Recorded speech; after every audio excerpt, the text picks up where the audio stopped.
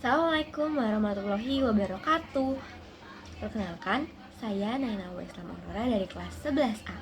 Sekarang saya ingin membuat video pembelajaran tentang sistem peredaran darah. Daripada berlama-lama, kita langsung saja ke dalam videonya. Kita akan membahas sistem peredaran darah. Pertama-tama, kita harus menghitung denyut nadi kita. Untuk memeriksa denyut nadi, letakkan ujung jari telunjuk dan jari tengah di pergelangan tangan. Rasakan denyut nadi dan hitung detaknya selama 15 detik. Lalu, kalikan dengan 4 untuk mengetahui berapa kali jantung berdetak dalam 1 menit. Nah, sistem peredaran darah manusia ada fungsi dan bagian utamanya. Nah, fungsinya itu untuk mengangkut darah, oksigen, dan nutrisi ke seluruh tubuh. Nah, bagian utamanya mempunyai 3 bagian utama yaitu jantung, pembuluh darah, dan darah. Jantung berfungsi sebagai pompa untuk mengalirkan darah ke seluruh tubuh. Jantung memiliki 4 ruang, yaitu serambi dan 2 bilik. Untuk mengetahui yang lebih lanjut, kita bisa langsung saksikan video di samping ini. Jantung adalah pompa, organ seukuran kepalan tangan yang terletak di kiri tengah dada. Jantung terbagi menjadi sisi kanan dan kiri. Pembagian ini melindungi darah kaya oksigen agar tidak bercampur dengan darah miskin oksigen.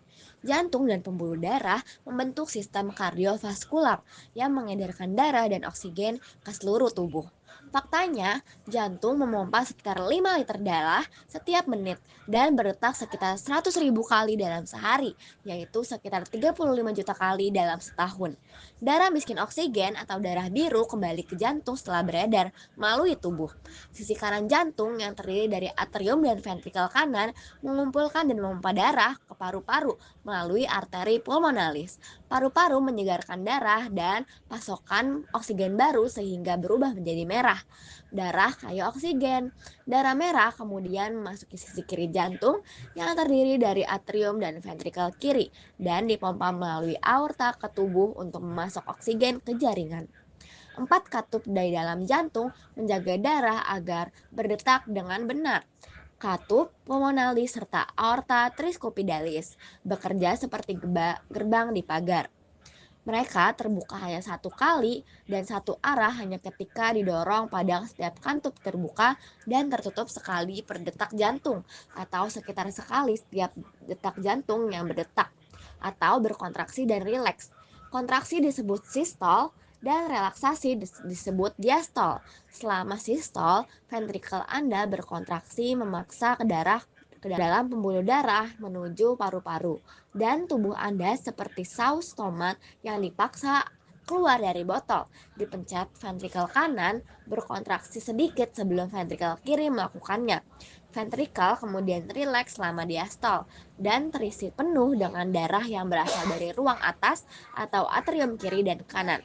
Kemudian siklus dimulai lagi. Jantung juga diberi makan oleh darah pembuluh darah yang disebut arteri koroner yang memanjang di atas. Permukaan jantung bercabang menjadi kapiler yang lebih kecil. Nah, di sini kita bakal bisa melihat kalau hanya jaringan pembuluh darah yang memberi makan jantung. Jadi intinya, serambi kanan itu menyerap darah yang membawa karbon dioksida dan darah masuk melalui bilik kanan dan dibawa menuju paru-paru. Tempat oksigen menggantikan karbon dioksida. Nah, darah yang membawa oksigen dari paru-paru memasuki serambi kiri. Darah kemudian dipompa ke di mana sel darah merah itu bertugas membawa oksigen, nutrisi, dan partikel sisa. Sel darah putih itu bertugas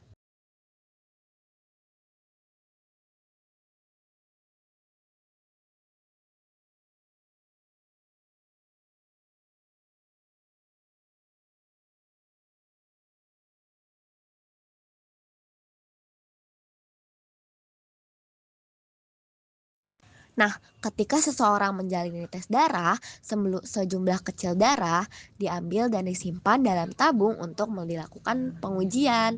Untuk memeriksanya secara detail, darah mengalami pemisahan komponen. Salah satunya, metode umum melibatkan perputaran dengan kecepatan tinggi di dalam mesin sentrifugal. Pembuluh darah adalah tabung atau saluran yang membawa darah ke seluruh tubuh kita. Ada 3 jenis pembuluh darah, yaitu vena, arteri, dan kapiler.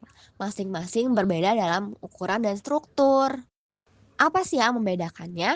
Yang pertama, arteri.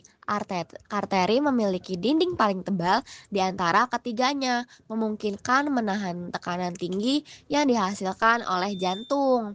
Nah, yang kedua ada kapiler. Kapiler memiliki dinding yang paling tipis, yang memungkinkan zat seperti oksigen dan gula untuk dapat dilewati dindingnya, masuk atau keluar dari darah. Yang ketiga ada vena.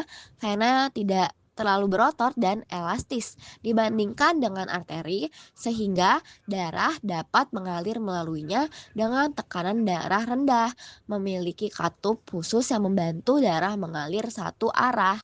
Nah, intinya arteri itu membawa darah dari jantung,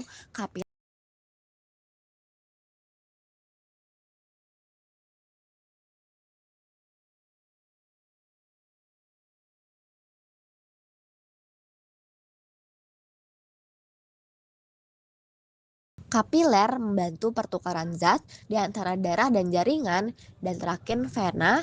Vena itu membawa darah kembali ke jantung. Nah, demikian video dengan isi pembelajaran yang bisa saya sampaikan. Terima kasih. Wassalamualaikum warahmatullahi wabarakatuh.